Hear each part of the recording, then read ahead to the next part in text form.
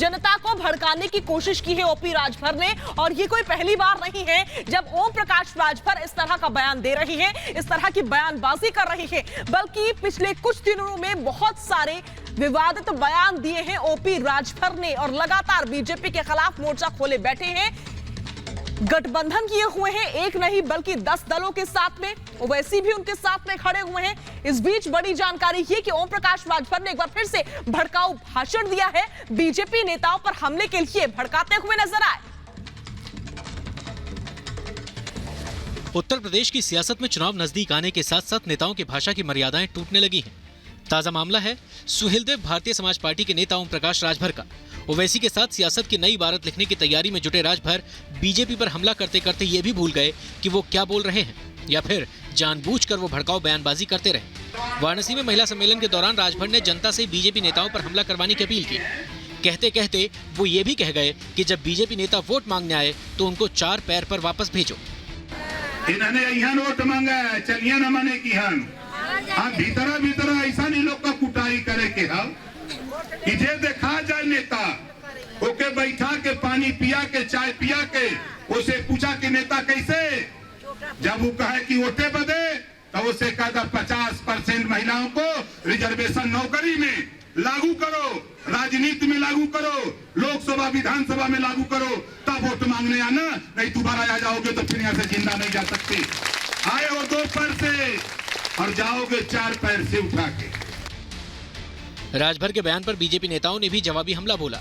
चुनावी आरोप प्रत्यारोप तो सही है, लेकिन लोकतंत्र में विचारधारा की लड़ाई होती है और नेताओं के जिम्मे जनता को जागरूक करने का काम होता है। ऐसे में जनता को हिंसा के लिए उकसाना कितना सही है, ये तो खुद नेता ही बता सकते हैं। Bureau report, Republic Bharat.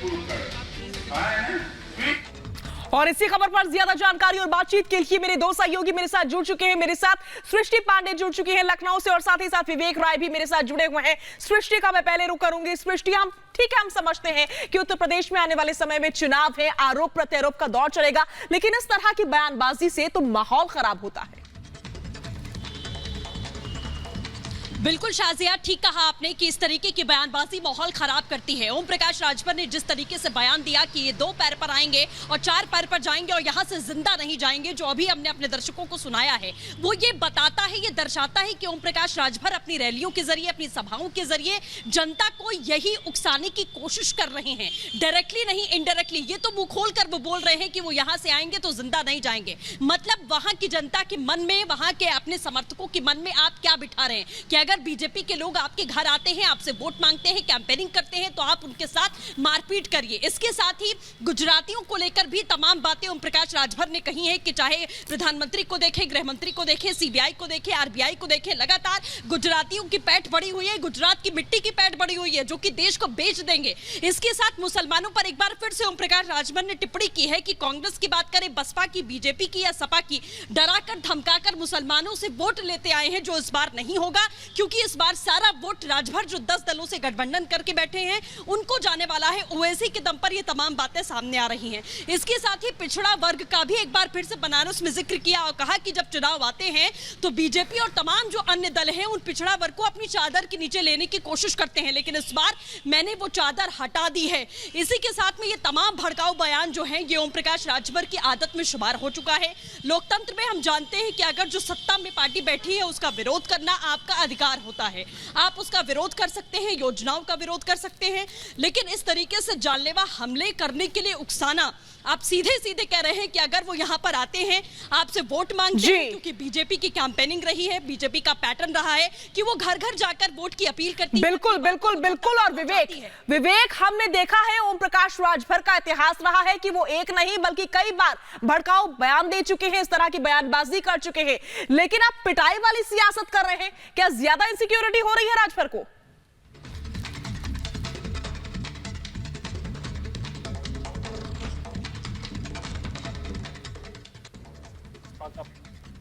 तो विवेक राय तक हमारी आवाज नहीं पहुंच पा रही है। सृष्टि पांडे लगातार हमारे साथ जुड़ी हुई है। सृष्टि, सवाल आपसे भी यही लूंगी, क्या इनसिक्योरिटी डेवलप हो गई है?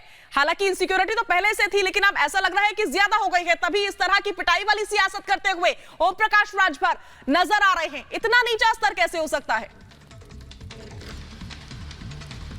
बिल्कुल शाजिया, जैसा आप भी बता रही थी कि पहले भी लगातार इस तरीके की बयानबाजी ओम प्रकाश राजभर करते हैं। जब वो दल का हिस्सा थे, जब वो बीजेपी के साथ गठबंधन का हिस्सा थे, जब वो मंत्री थे, तब भी वो इसी तरीके की बयानबाजी लगातार भारतीय जनता पार्टी के खिलाफ करते थे। लेकिन आप भारतीय जनता पार्टी के खिलाफ बयानबाजी करिए, उनकी नीति, उनकी योजनाओं में खोट निकालकर आप जनता के पास जाइए, लेकिन इस तरीके से मारपीट के लिए उकसाना क्या उत्तर प्रदेश में वही गुंडा राज एक बार फिर से आप लाना चाहते हैं, जिस गुंडा राज को खत्म करने की कोशिश भारतीय जनता पार्टी लगातार करती आई है। जनता को एक महफूज माहौल मिल पाए ये कोशिश करती आई है, और चुनावी दौर में हम लगातार देखते हैं कि ऐसे दल जो हैं वो अराजक तत्वों के द्वारा चुनावी माहौल को खराब करने की कोशिश करते हैं, जिससे सीधा सीधा असर जनता पर भी पड़ता है, क्योंकि वहां पर जो आम जनता है जिन्हें आप भड़काने की कोशिश कर रहे हैं, जब इस तरीके की हिंसा अगर होती है तो तकलीफ उन्हें भी होती है। विद्रोह की राजनीति में आजकल के राजनेता इस तरीके के शब्दों का इस्तेमाल करने लगे हैं, जो ये दर्शाता है कि आखिरकार किस तरीके की मानसिकता उनकी हो चली है। अपनी पैठ जमाने के लिए, दूसरे को जड़ से हटाने के लिए, उखाड़ फेंकने के लिए आप इस तरीके की कोशिश करने लगे हैं कि आप अपने लोगों को भड़काते हैं कि आप सामने वाले की जान ले लीजिए। आखिरकार इससे ज्यादा और नीचा व्यवहार क्या हो सकता है, यही कहा जाएगा। इस तरीके की सोच को और क्या कहा जा सकता है कि अगर जो सत्ता में बैठी दल है वो अगर आती है वोट मांगने के लिए, तो आप उन्हें दो पैर पर आए तो आप उन्हें चारपाई पर भेज दीजिए, आप उन्हें बिल्कुल बिल्कुल बिल्कुल इस तरह की सियासत बर्दाश्त नहीं की जाएगी। इससे माहौल खराब होता है, इस बात को समझना होगा सभी राजनेताओं को। बहुत बहुत शुक्रिया इस तमाम जानकारी और बातचीत के लिए। आप नजर बनाए रखें, हम आपसे आगे भी अपडेट्स लेते रहेंगे।